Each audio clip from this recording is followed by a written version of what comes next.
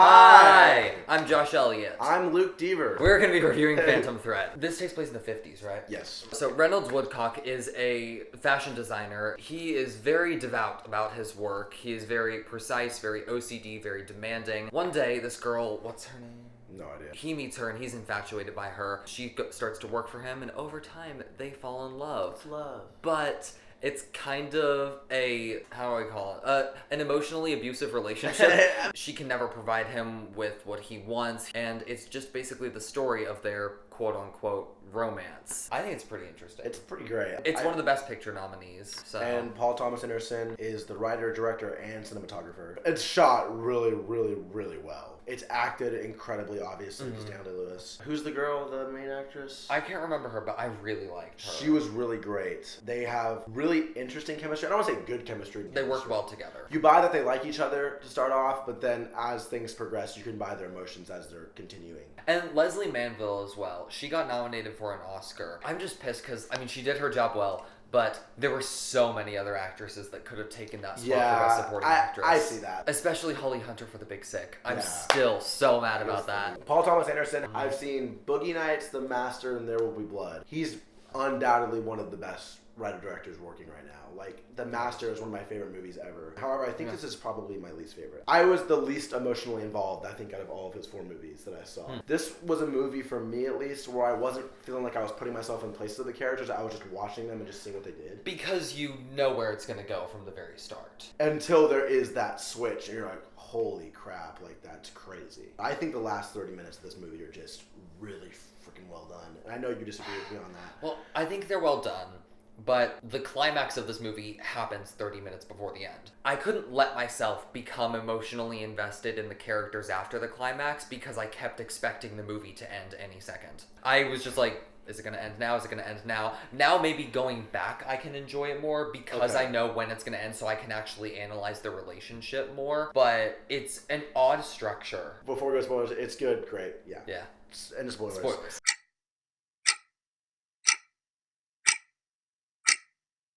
So 2/3 of the way to the movie, they're preparing mushrooms. One of the chefs is, and like earlier on, she's like, "Hey, if you do this the wrong way, it will poison him and it will kill him. The mushrooms are." The girl is so fed up with Daniel Day-Lewis, and she's like, "You know what? I'm done. I'm poisoning the mushrooms." He gets really, really crazy sick, and you think he's gonna die. She's caring for him, and she's like, really like, "I'm gonna help you." And she's doing it to pretty much keep up the act of like, "I'm not killing you," right? That's what she's doing. He actually beats the sickness. He doesn't die. But then after that, he was so invested by the way she cared for him. He proposes to her, and she says yes. Yeah, and it's like, that's a one shot, and she like comes down, talks to him, they're having a conversation, and then he proposes to her, and there's like 30 seconds of silence. He's like, "Well, what do you want to do?" And she's like, "Yeah, for sure." That's where you thought it ended, right? I thought it was going to end either after that or like with the wedding. And then there's just that tension that even though they were married, they don't really like each other as people. There's this huge New Year's party. He follows her there. I also love that shot too, because that's the whole New Year's party shot. That's one shot of him going to the New Year's party. It's super big, super extravagant, and it looks phenomenal. He goes down, talks to her, they leave.